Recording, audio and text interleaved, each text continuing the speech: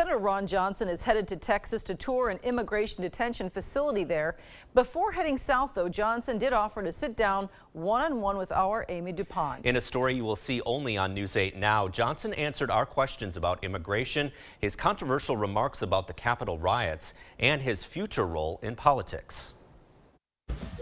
Hello, how are you? Before heading to the southern border with other Republicans, Senator Ron Johnson sat down with News 8 Now to describe what he says is an immigration crisis.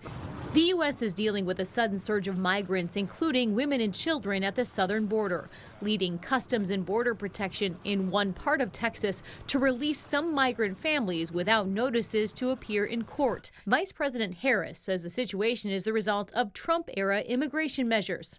But the reality also is that in addition to the border, we also need to deal with the root causes. Senator Johnson disagrees, placing blame on the Biden administration. The problem is our policy attracts people. We apprehend, we process, and we disperse all over the country. Johnson has never shied away from sharing his opinion or responding to the backlash that is sometimes followed. There was nothing racial in my comments, including outrage after Johnson told a radio show host he might have been concerned for his well-being had the protesters at the Capitol on January 6th been affiliated with Black Lives Matter instead of being a pro-Trump crowd. What I was talking about is before the riot even occurred. We were in the Senate chamber, we got ushered out, I went back to my office.